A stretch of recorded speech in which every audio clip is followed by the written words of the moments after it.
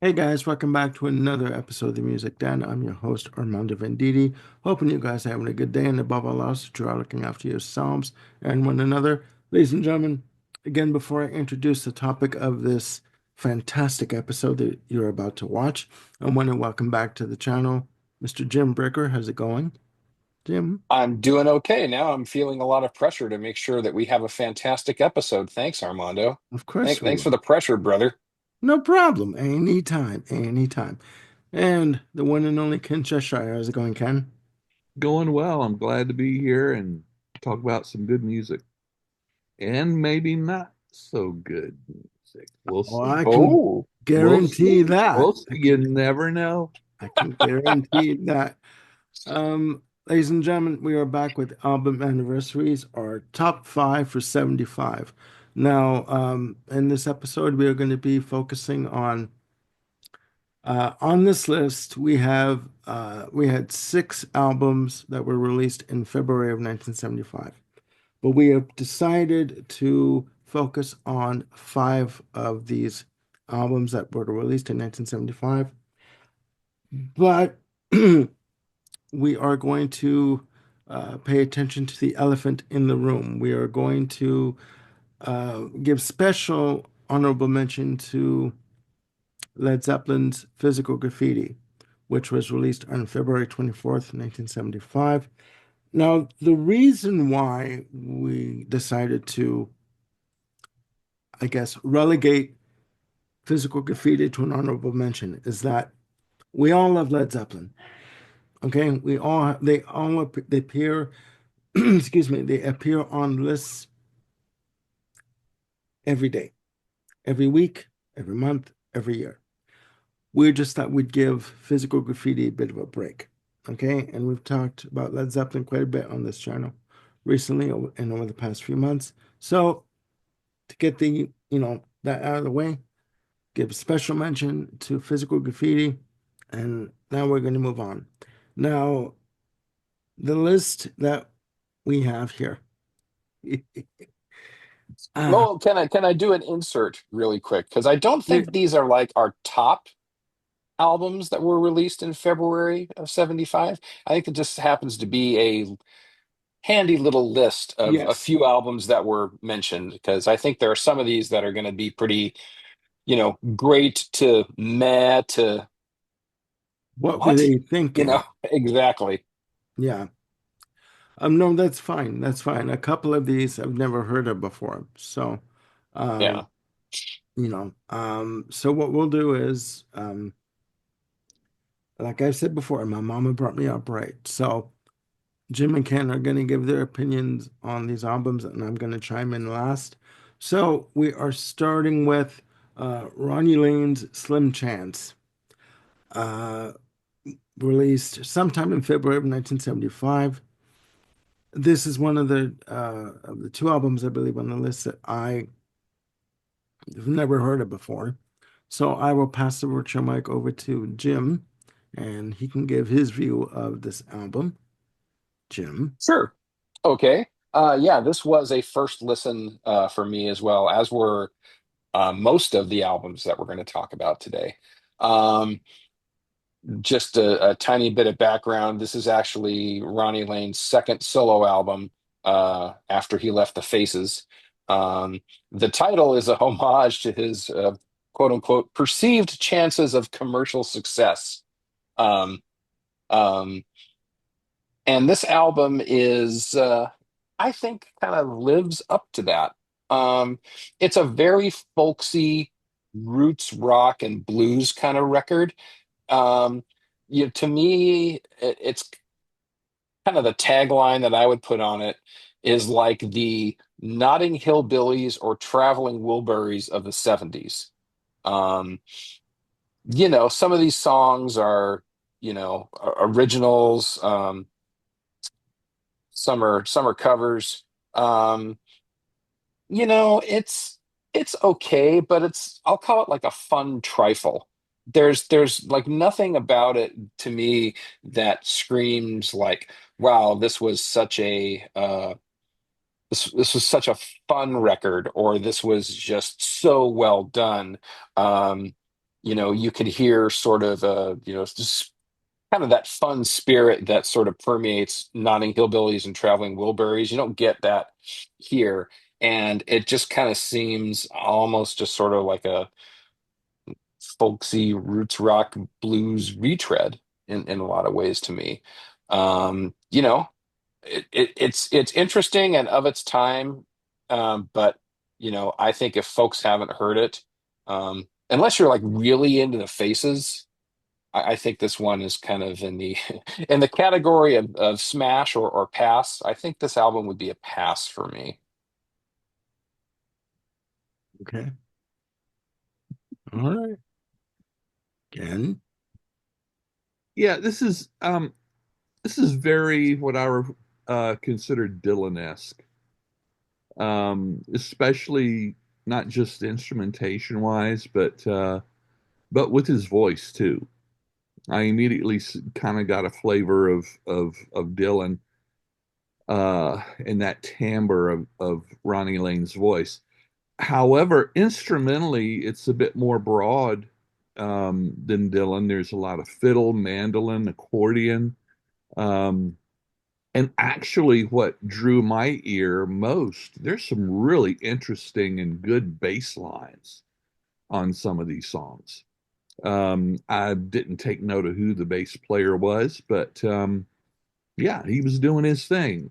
When Ronnie Lane left Faces, he just wanted to live on a farm in Wales.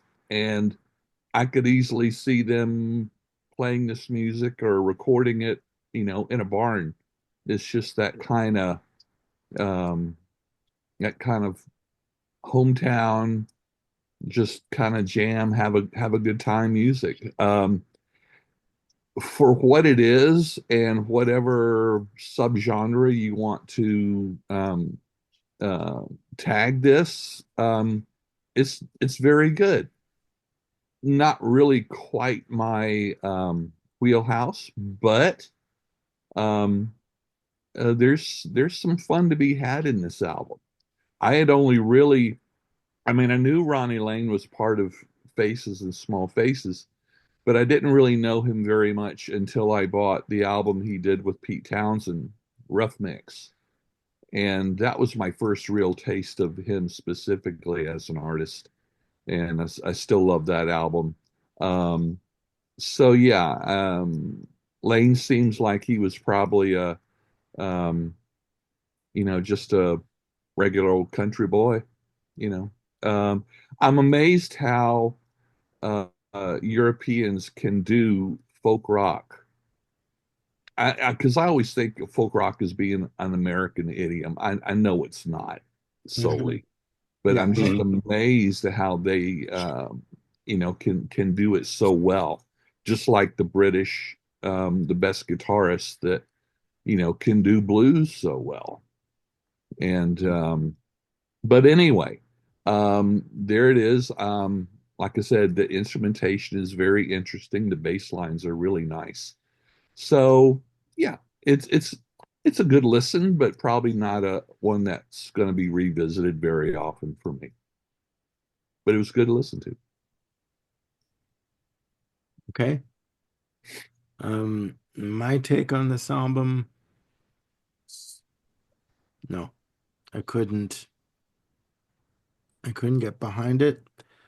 Um, to Why me, why not? How did it miss? just his vocals, just the type of music it was, I just could not get behind it. You couldn't Um, shake anything to it. no, my ass was firmly planted in the chair. I was not shaking my ass to this. I Hey, was like shaking my head doing this all the time. I can't get behind it. With all due respect, I know he's passed on. It just sounded to me like he was in the bottle for the entire recording. He might have been. or jug, yeah. Yeah, Yeah. I could not do it. I couldn't. It was not for me on any level.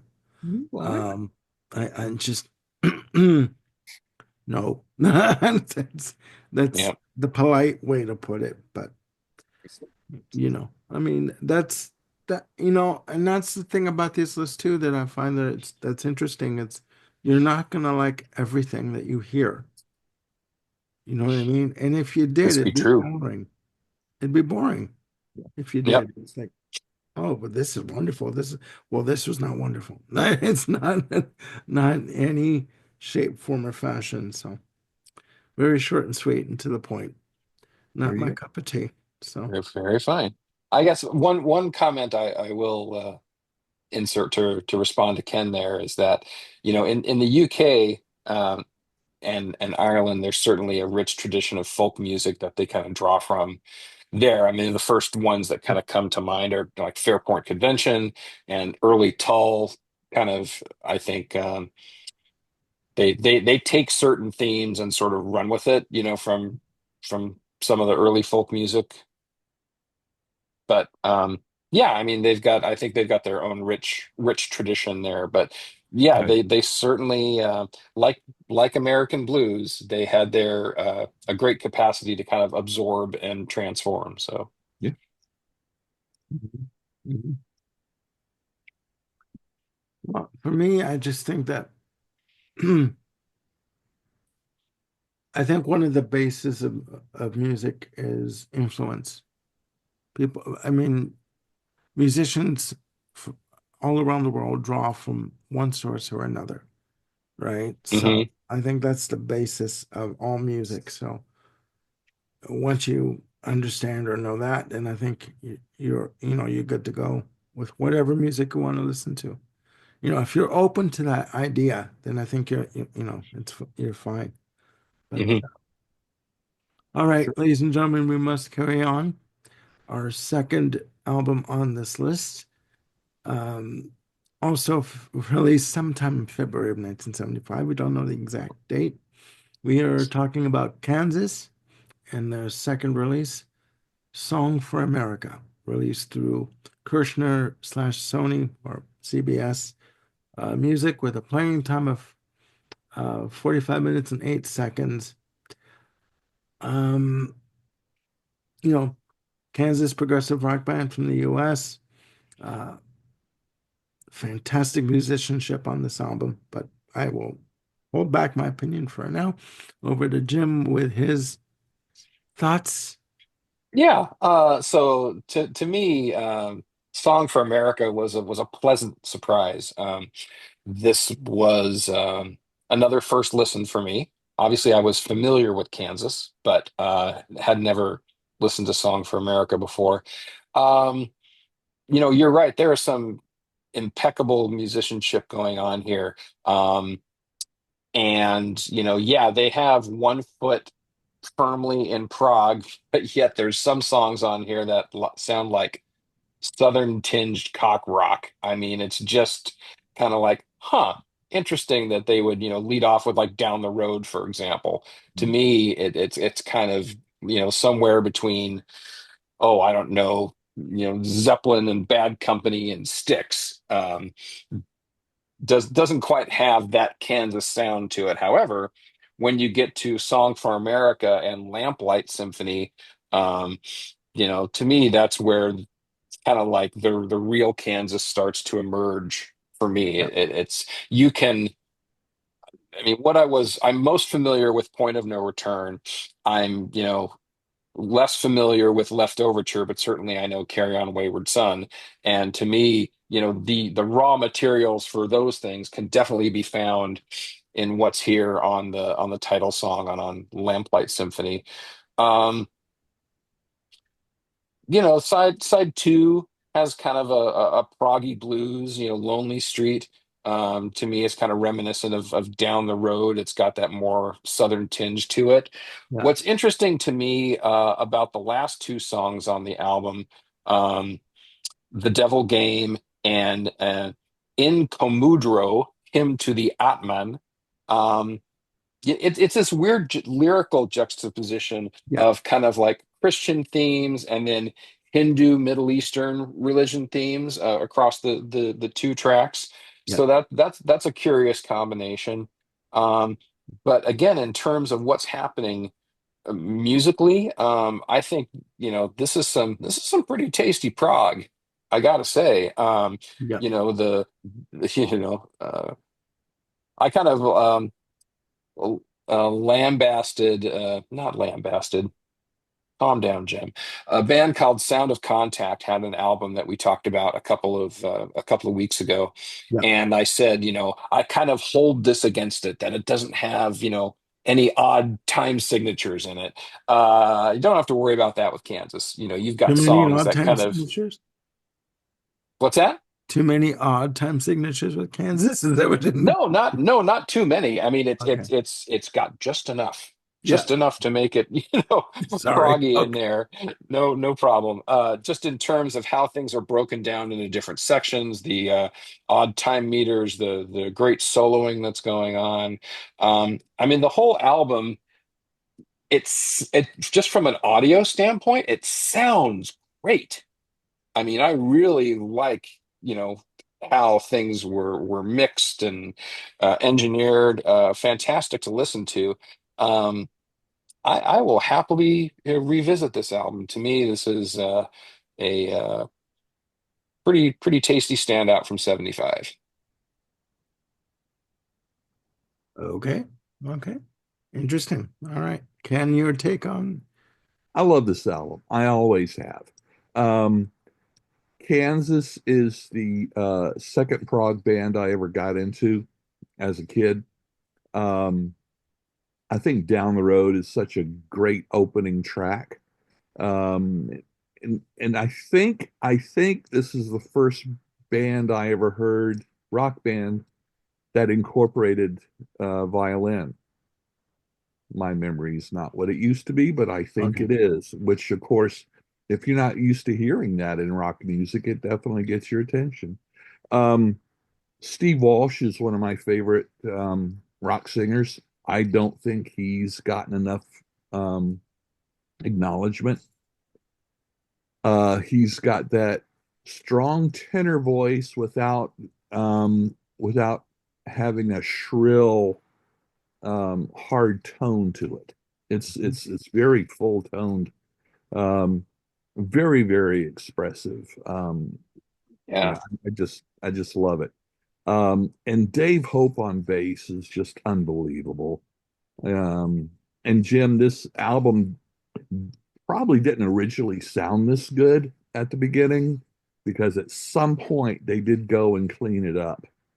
Okay. And I'm not sure if they I'm not sure if they remixed it or just remastered it or whatever, but yeah. Um, and of course, for me, Song of America is just the song itself is just amazing. I know that it had been edited down for a single. Yeah. I think Three, like 4 minutes. minutes or something. Yeah, something like I can't I never heard it. Um, I'm really curious, but then I don't want to hear it. Um, like I say, my example of that is the Who's Won't Get Fooled Again. When it was edited down, the first time I heard it, I thought it had a coronary, but yeah, I when I at some point I just wanted to hear um, anything Kansas that wasn't on the radio because Okay. you know Dust in the Wind and Carry On Wayward Son is just played so much. It's in a lot of television series and movies and whatever, and they're great. Don't get me wrong, but um, yeah, Song for America is a great album. And speaking of Kansas in general, if you haven't watched the 2015 documentary Miracles Out of Nowhere about Kansas, I recommend it.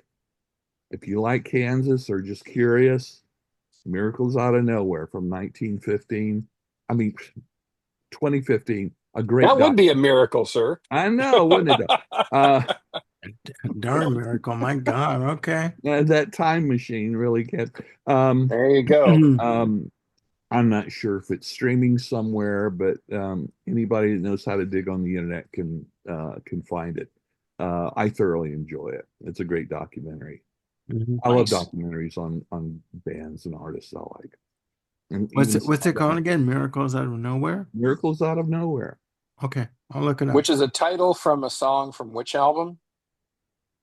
Is it off Leftoverture or It's either I think it is Leftoverture. It's either that one or the other biggie. What was the I other know it's one? not on Point of No Return, so Okay, that but was my it's guess. got to be Leftoverture then. Yeah, Okay. All right. I could hear the song in my head, but that's about it. Sorry, Okay. I know it's early in the morning. Didn't mean to test you Yeah, it's too okay. much. Okay. I just have a little more gin and we keep going. All right. There you go. All right. Okay. I should put Bailey's in my coffee, by the way. There you go. Um, really get me going. All right.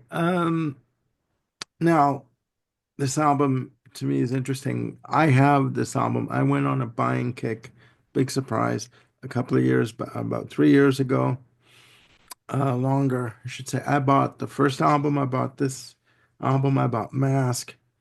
And what usually happens when I buy albums is I have every intention to listen to them, and then they end up, in the den Yeah. in boxes, and here comes YouTube, and I can listen to them on YouTube. But you know, anyways, we'll carry on. I like this album. Um, the Song for America album around that time, I believe they opened for Queen, um, around this time. And Steve Walsh said that everybody in the band were great to them except for Freddie Mercury. He was a complete asshole to everybody. Hmm. Um, but everyone else, Brian, Roger, and John, were just fantastic, and the crew. Anyways, this is a good album. This is a really good album.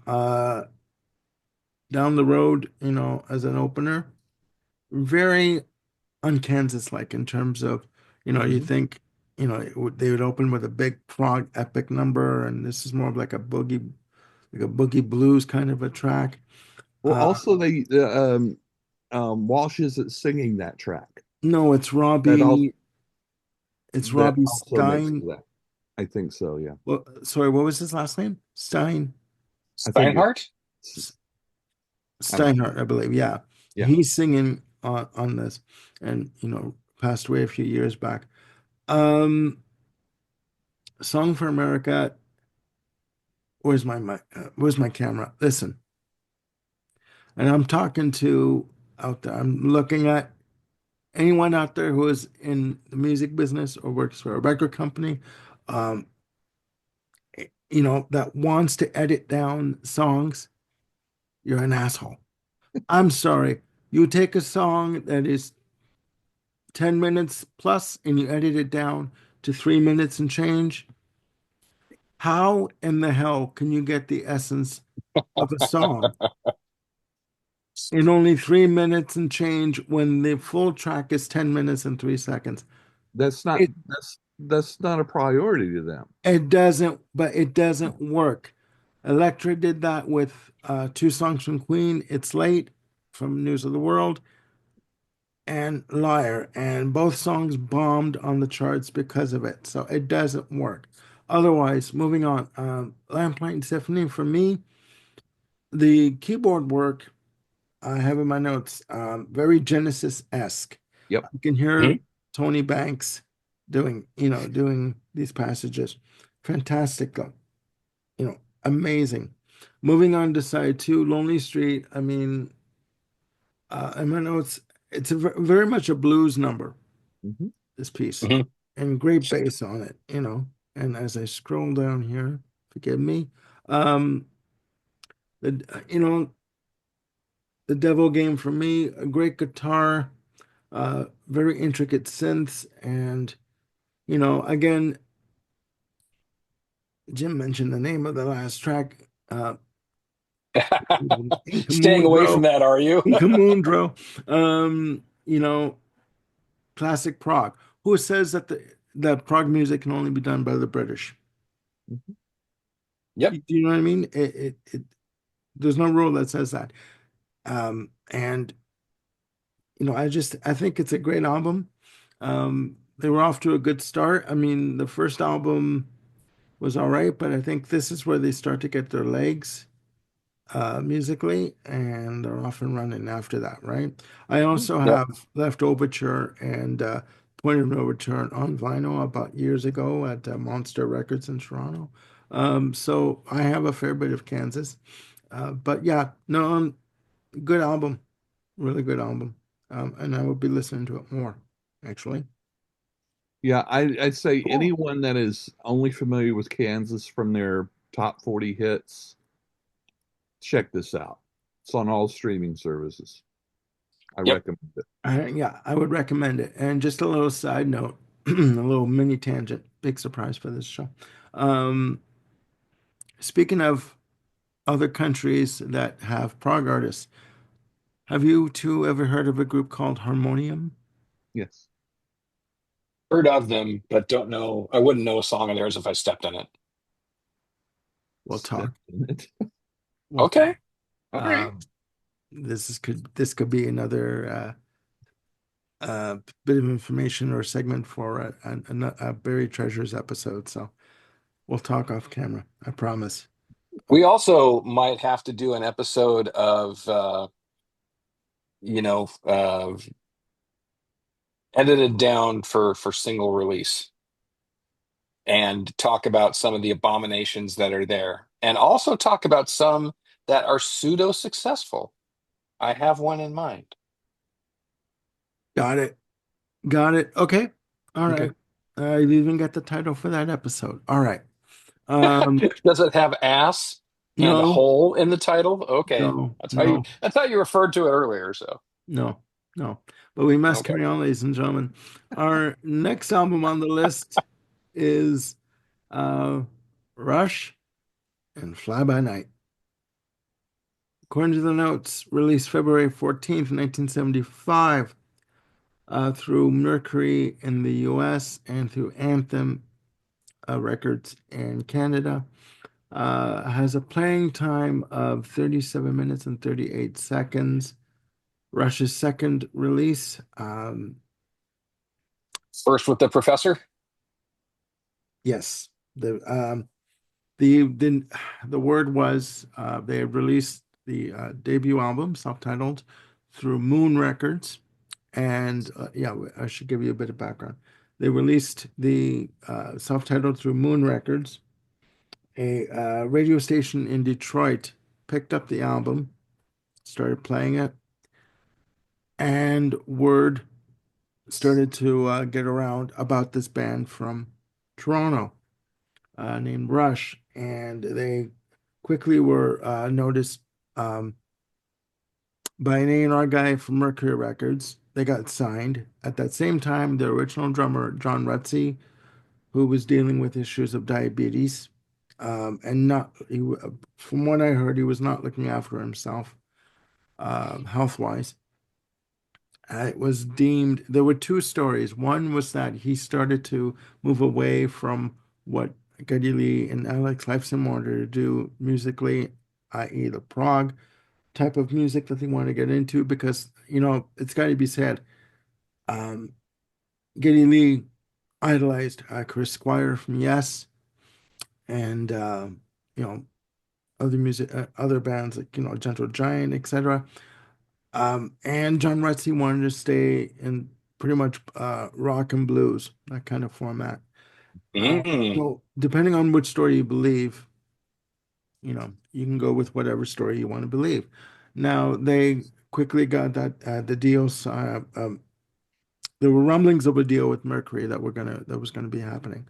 So John Rutsey was out. They auditioned this kid named Neil Peart, and Getty really pushed for him to be in the band. Uh, Alex was not so taken with him right away, but he was convinced. And although he believed that he had technical chops, but they had just the story was they had a list of people to audition, and Neil apparently was the first one they auditioned, and Getty was like, "He's got to be in the band. That's it, right?" And Alex is like, "Wait a minute, like we got to audition these other guys." So that is the story, but they released Fly By Night, and the rest is history, so they say. But I just laugh because Neil, was always referred to as the new guy, yeah, even like 30 years in. They years always down the joked road, about him being yeah, the new guy. Yeah. it's true. It's true. So I will again pass the mic over to Jim so he can give his opinion on this album. Jim. Well, thank you. And yeah, so all the building blocks of classic Rush are definitely here. And to me, they're epitomized by Bytor and the Snow Dog. Hmm. Um, you know, Getty remains, especially in this phase, an acquired taste vocally, but definitely, his bass is kind of the creative force behind a lot of this music at this period of time. Alex Lifeson, underappreciated guitarist, but his variety and skill are, on full display here, and he's going to continue to grow and mature in that role. And Neil, of course, early on, you can hear, you know, just how good he is, and why they why they called him the professor. Um, Overall, for Rush albums, this was probably be like in the middle quadrant for me. Um, Quadrant and middle. Don't know if that fits really, but I'm gonna stay with it. To me, there's a couple of songs on here that are just kind of big mehs. Best I Can and Making Memories. Although I do appreciate the nice acoustic guitar work on Making Memories. Um, Anthem has some fantastic jazzy bass going on underneath it. I love what Getty is doing there, and it's kind of typical early Rush where you've got two or three musical themes going on, and integrating them into one song. I talked about, or I mentioned Bytor earlier. I just love that track, and this.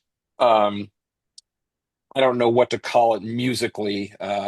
I'll defer to Ken for the proper description, but as they get into that section before they get into the guitar solo, where there's all these stop times of like smaller and smaller lengths. I just love the fact that they had fun with that. It's creative. It's kind of jarring, but once you're used to it, it's like, oh yeah, that is so great. Um, the title track, straightforward, unobtrusive, fun.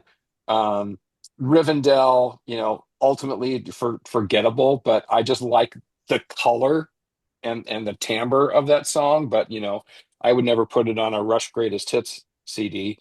Uh, in the end, again, I love the 12-string acoustic guitar in the opening. Um, and I just, you know, Rush in its primordial form is really, on display here. And I know it's the proggier side of Rush, but it's a really enjoyable record.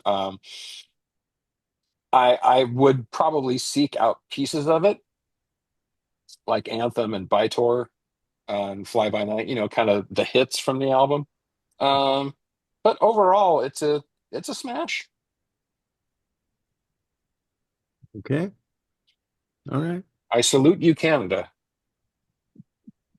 We will take that. Thank Okay. This album, I agree pretty much with everything Jim said.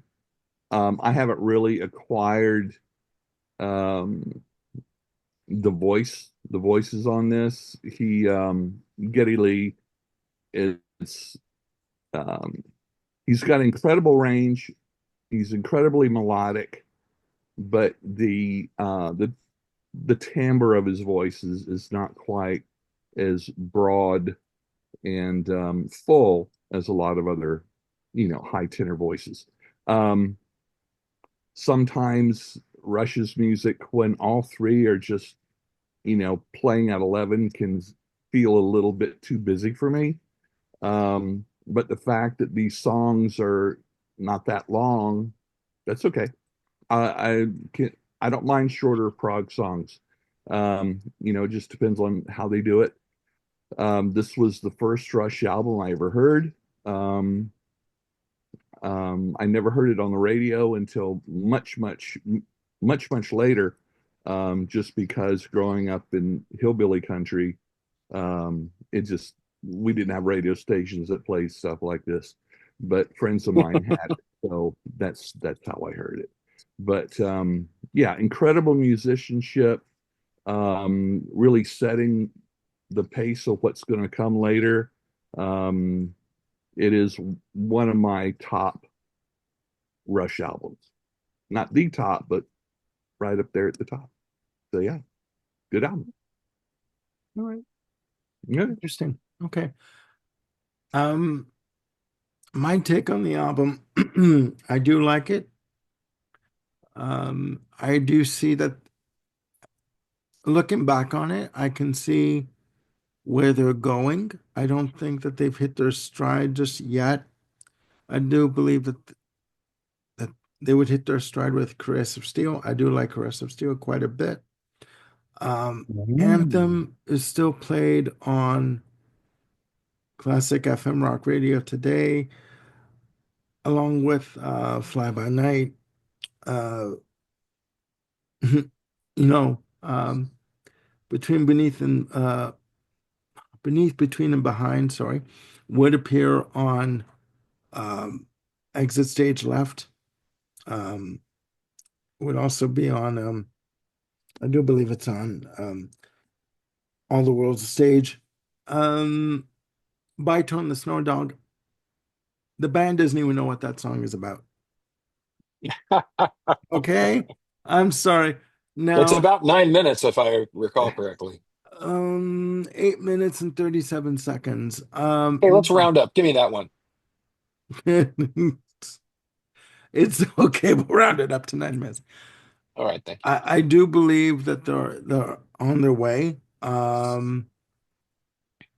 At this point in time, the band were opening for Kiss, okay, as an opening act, and they wanted to go into they wanted to go into Yes territory in terms of and King Crimson in terms of their compositions.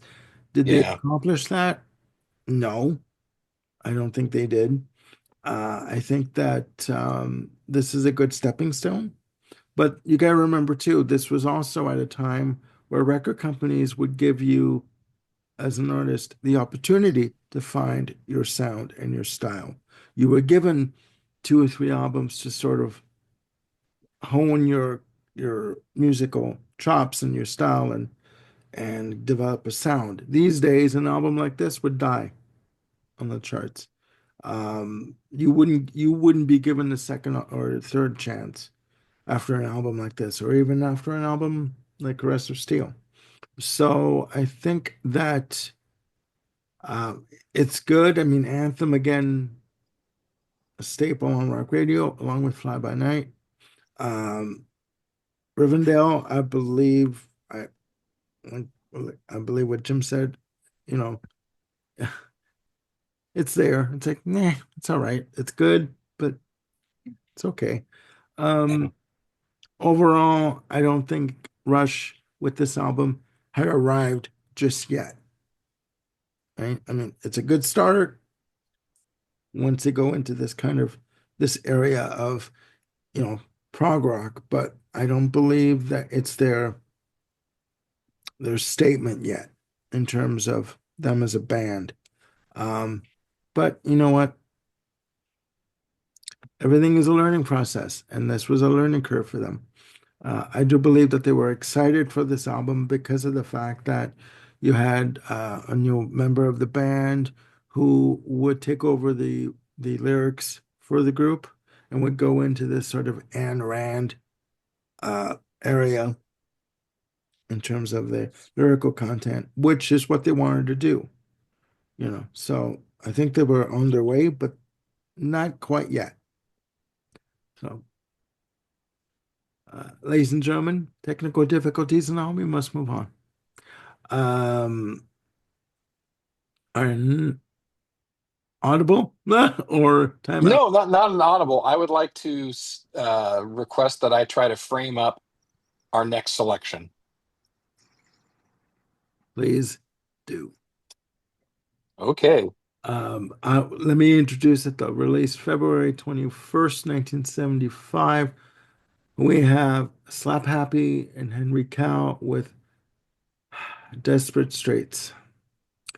Released through Virgin Records, recorded at the Manor, Richard Branson's place. Playing time of 36 minutes and 2 seconds. It's a collaboration studio album between the two bands, listed as avant rock, art rock, and cabaret. Take it away, Jim. Yes, that's kind of the area I was going to cover then.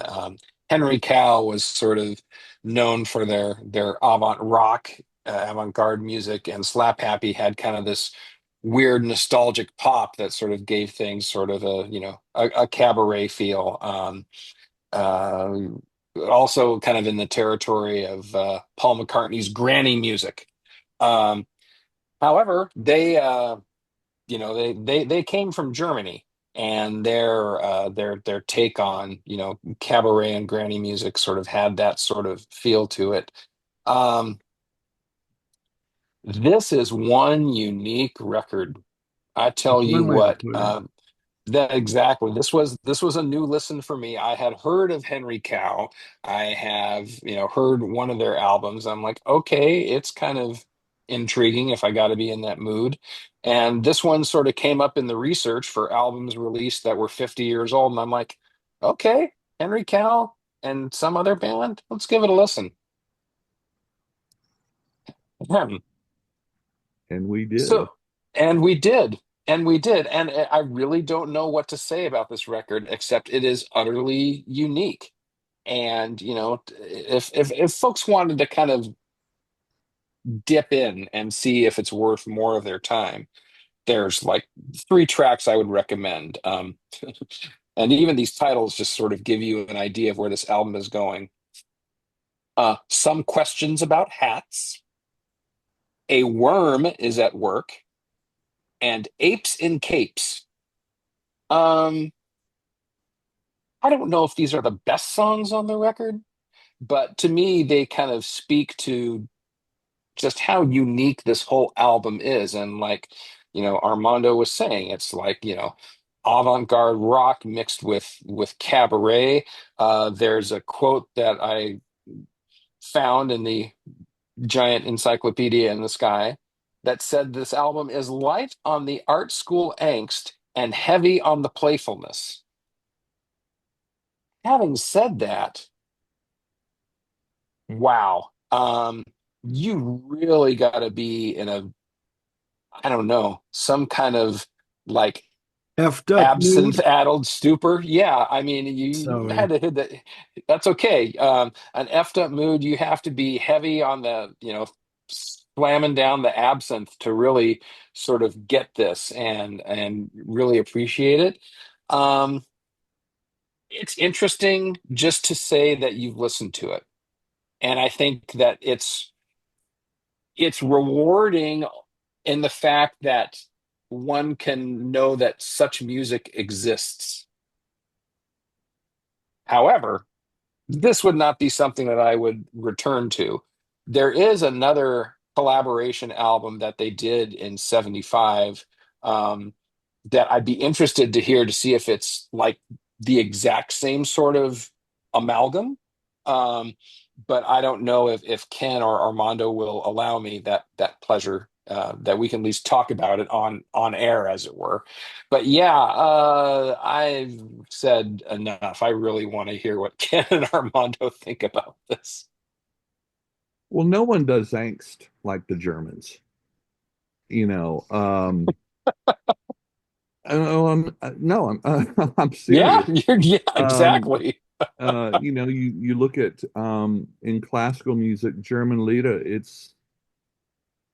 Yeah, there's a lot in there. And in some of these songs, it's not just the lyrics, but the chord progressions too. This album answers that long unanswered question, what did the Munchkins do after The Wizard of Oz? Um, Good it analogy. it's Yes. it reminded me that David Lynch passed away this week. It's just kind of out there. However, Yes. I will say it's still better than Yoko Ono. So there you go. But seriously, the title song is quite nice. Of course, it's an instrumental, so you don't have those vocals on top of it. It's almost just downright normal for Hmm. a piano-centered song. It surprised me after the others. Um, I found that the song "Riding Tigers" was really quite melodic and not so far out there as some of the other songs. The song "Strayed" for some reason actually brought to mind the B-52s. Hmm. I'd have to listen to it more to really analyze and pin down what it is. Um, I will forever think of the name is kind of long, so I'm just renaming the band Slap the Cow. Um, because that kind of explains some of the sound also. Jim, knock yourself out listening to the other album. We're not going to keep you from listening to it. We have no right And to I'll do that. draw that line right there. Yeah, it's a curiosity at best. But Hmm. if you're familiar with German expressionism and that's kind of your thing, um, you might want to give this a listen to. Yeah. It's not mine, Okay. but it was interesting.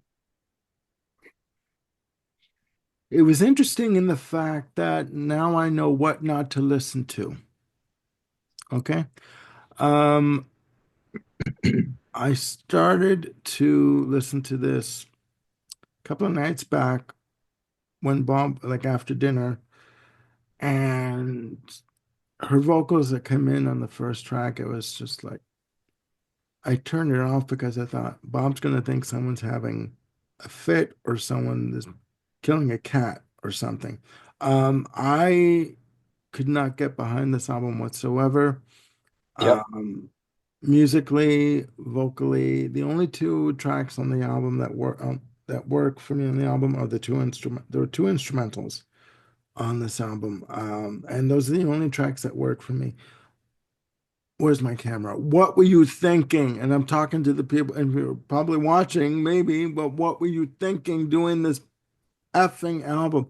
I don't get it musically. I don't get it like at all. Whatever drugs or whatever drink you were, you know, on, you should have cut down on the amounts, please. It was not it's not something I would ever listen to at all. It's just not in my wheelhouse. It's not even, like it's not even something I would not even recommend this to my enemy to listen to. This is how bad this album is. I can't, there are no redeeming qualities, really. Even the two instrumentals, okay, fine. But no, I wouldn't go back to this whatsoever. I So can't. you're saying that this record and that is kind of exists on the same shelf as Black Midi does. It's not a sonic brain aneurysm, but it's not that far from it. I Okay. just, I can't get, no, no, I'm sorry. I can't. I have a life to live. I can't deal with this. I can't do this.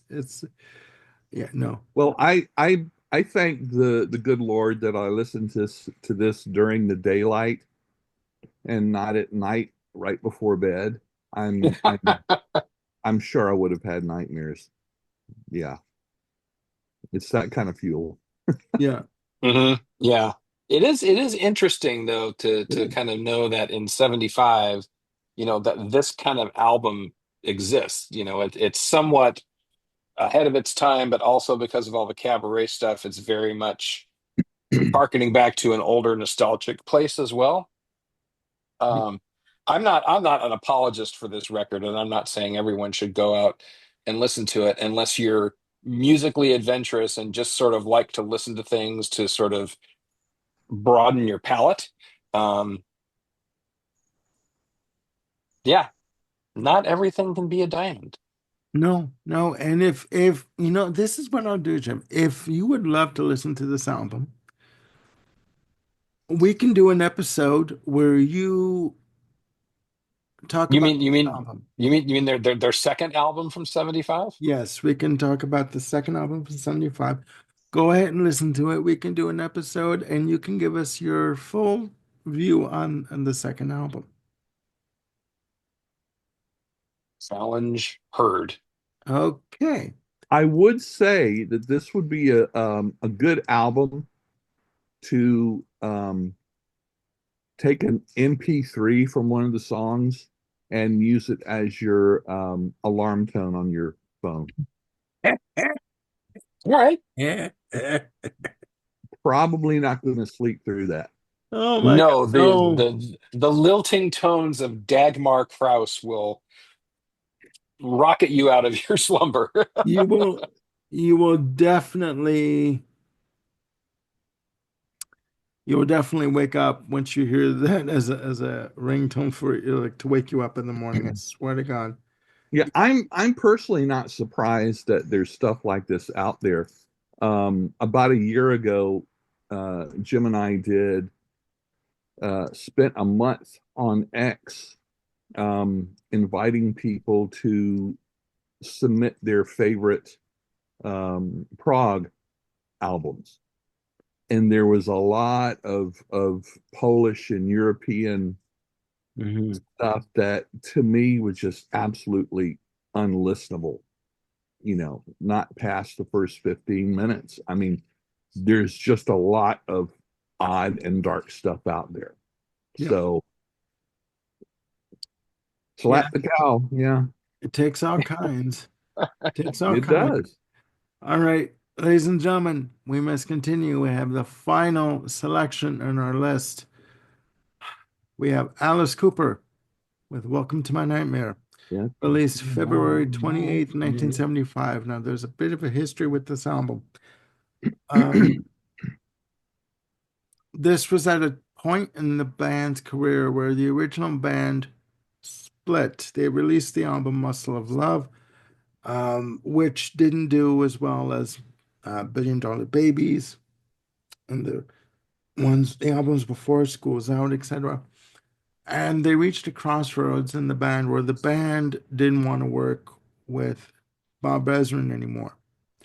So Vincent Fournier, aka Alice Cooper, took the name officially Alice for himself as Alice Cooper, and he embarked on a solo career. Now, what I read was that there was a condition in the contract with Warner Brothers that Shep Gordon had them sign that the band had the option to do a soundtrack album on another record label. So Alice Cooper took that option and signed a one album deal with Atlantic Records in North America and Anchor Records in Europe. And they were tossing around ideas for what they wanted to do, and he always agreed. I'll back up a little bit. When Bob Ezrin left the band in terms of recording, producing them in the studio, he did say to Alice, "I'd like to work with you solo if you ever go solo." So that stuck with Alice, and he contacted Bob Ezrin. They started to work on ideas, and they came up with this idea of Welcome to My Nightmare, telling the story of Stephen, where there's this boy, a teenager or a young boy around I would say around the age of 11 or 12. Basically, this album is the experiences that Stephen has in his nightmares or his dreams that would turn into nightmares. Now, think about it, ladies and gentlemen. Think about this. You go to sleep at night, and every time you go to sleep, it gets a little more difficult to wake up from your dreams to the point where you can't wake up anymore. You're stuck in your dreams. That is the premise of this album. This album was preceded by a ABC network special called The Nightmare, featuring one Vincent Price as the curator from the album. So this was a whole lavish sort of TV production album release, and over to Jim with his one little bit of information too. The musicians that worked on this album, Dick Wagner, etc. You also have Tony Levin playing bass on two tracks, on the title track and Escape. Now, the rest of the musicians that worked on this album also worked with Lou Reed on his album a year before, Berlin, which was also produced by Bob Ezrin. Just a little bit of information there. But now that I've said my spiel, we'll go over to Jim and he'll give his opinion on Welcome to My Nightmare. Jim?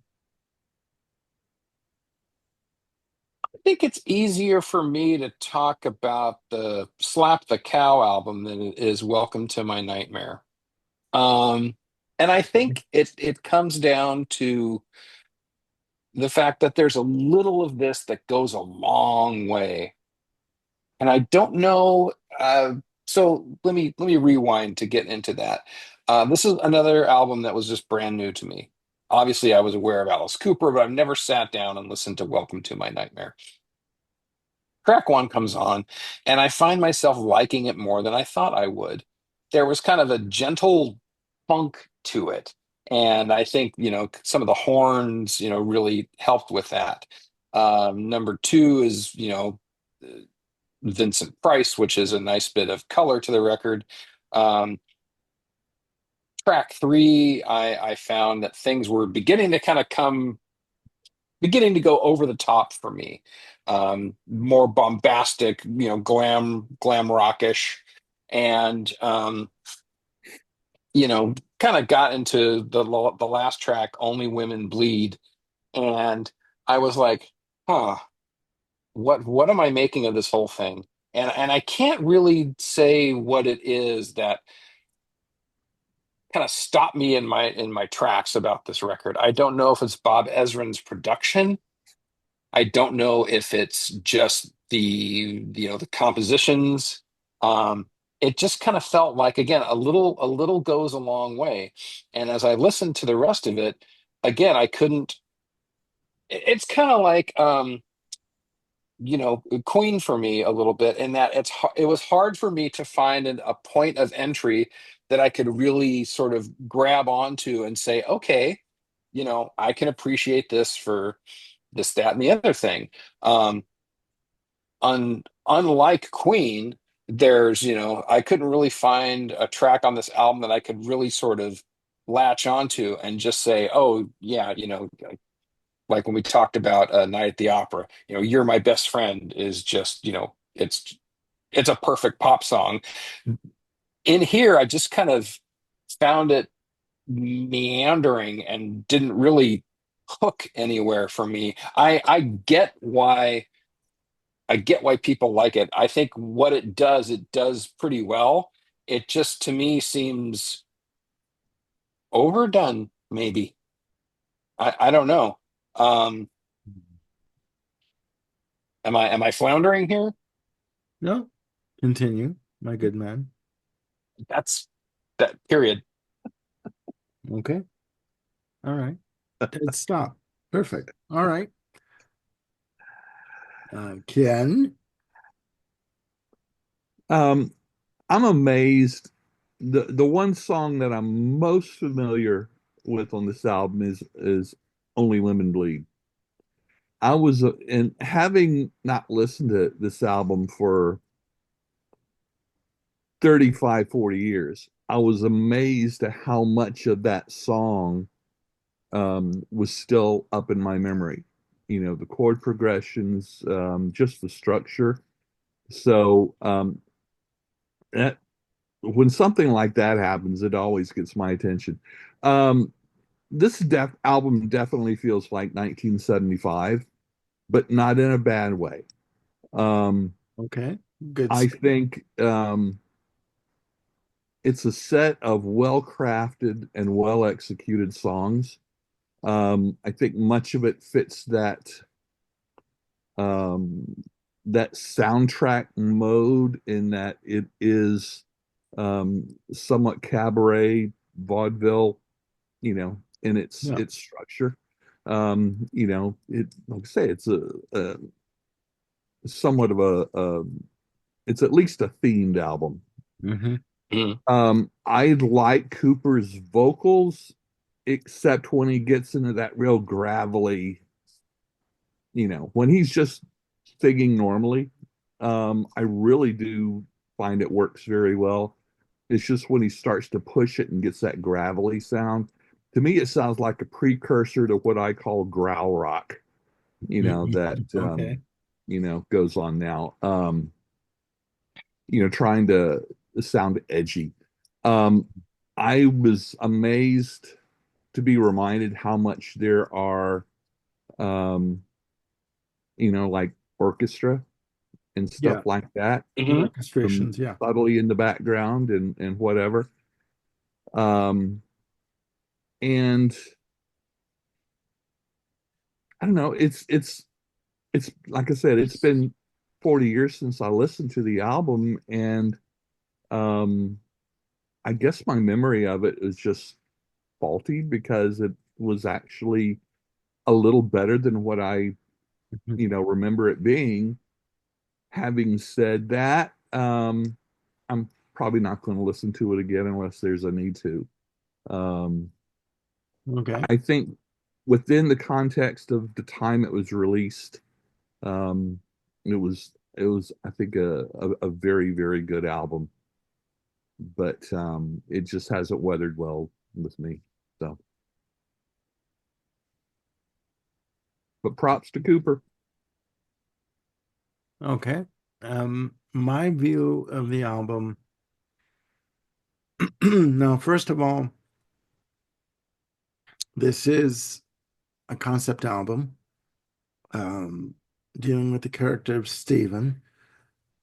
Alice Cooper did release a follow-up called Welcome to Number Two, My Nightmare, released through Universal Music in 2011, which lent more to a rock-oriented type of album.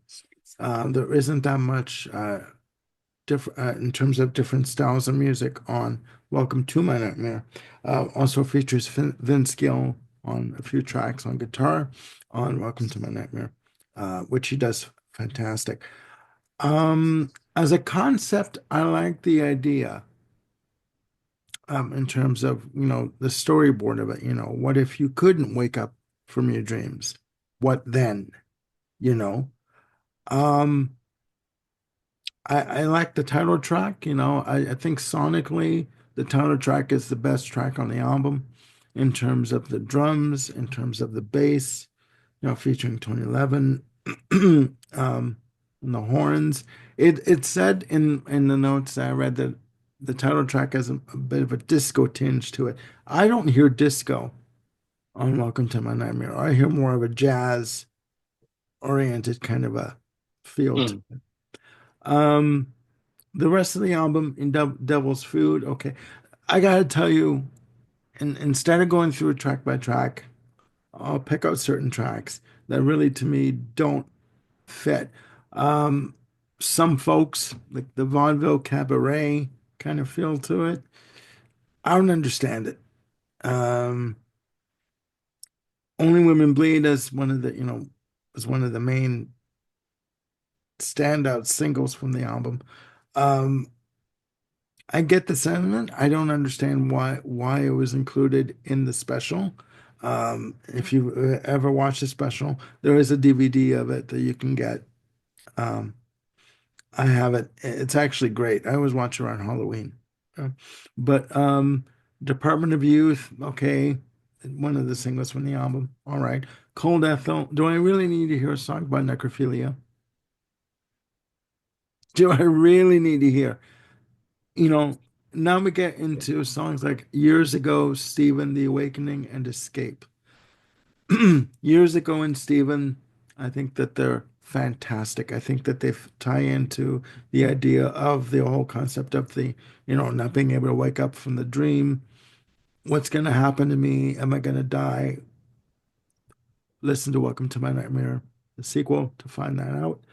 Um, I do feel that those songs do tie in together as a theme. Escape, um, as a final track, you basically get the idea that he has woken up from the dream and he's gonna live another day. He's safe for now. Um, I think tracks 3 to 6 on side two work better as a cohesive piece of music. I don't think that it's a full concept album overall. Um, just because of the differences of some folks and Only Women Bleed and the Department of Youth. It's all right. But songs like The Black Widow, I think as a rock track, killer, killer. I mean, effing blazing guitar, great drumming, just beautifully executed as a piece of rock music. Um, I mean, I have various copies of Welcome to My Nightmare on vinyl and CD. But as a album as a whole, I have said in another video I did almost 2 years ago that I do prefer the Welcome to My Nightmare, the sequel, as a piece of rock opera in terms of a concept album than this one.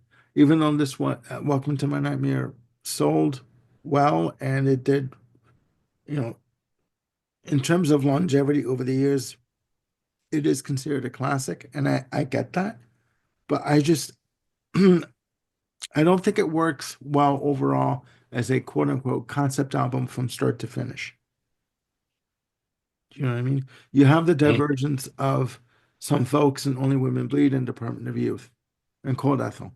You know what I mean? Otherwise, the songs do work. Rephrase that.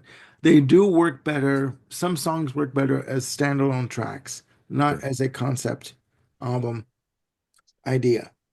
And that's enough of my babbling. But that's my piece, and I'm sticking to it. Yeah. So, any more opinions or views, or have you seen the the Nightmare TV special? I may have, but I don't remember.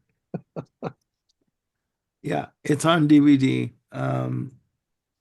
It came out a few years ago. I picked it up and it's quite good actually. I mean, for ABC TV for January of 1975, it's with Vincent Price as the curator. He's Yeah. he's in the special. So, yeah. So there you have it, guys. Yeah. Quite a list. Yeah, another album's anniversary edition, our top five for 75. It was quite a list there, Jim. You're right. So, ladies and gentlemen, please put down in the comments your opinion on these, in quotes, exceptional albums, end quote, um, and what you think of, of the albums we featured. Again, I actually I want to go back to where we started in the episode where we talked about outstanding. All of these albums stand out for one reason or another. That is for dang sure. yeah, yeah. Yep, I can't argue with that one. Can't argue with that one. Again, put down in the comments below your opinion on these albums. Do you like them? Do you not like them? Have you heard of these albums? I'd be surprised if you haven't heard of Welcome to My Nightmare from Alice Cooper. And Please check them out. They're all on YouTube. And once you do, please put down in the comments your opinion of said albums on this, shall I say, eclectic list of album listening for this And episode. what albums of February 1975 did we miss? Exactly. Exactly. That was a good one. That's a good one. Because again, we have never claimed to be music experts in terms of these episodes. We're just trying to give you our opinion of certain albums and what we think and why we like them and why we dislike them. And believe me, with Slap Happy, Jesus Christ. Um, We spoke about adding variety to the channel, and I would submit that Slap Happy and Henry Cow is nothing but variety. oh, yes, yes. What does a stroke feel like? Okay, on that note, I will we will say goodbye. And again, please click like and subscribe and do hit the notification bell to keep yourselves on top of any new content we've got coming up. We've got more album anniversary episodes coming up. We are going to be tackling albums that are celebrating their 40th and 30th anniversaries. Um, yeah, that's going to be a good one. That's going to be a good one. So for Mr. Jim Bricker and Mr. Ken Cheshire, I'm Armando Venditti, signing off for now. Please look after yourselves and one another, and we'll see you soon with more episodes. Bye for now.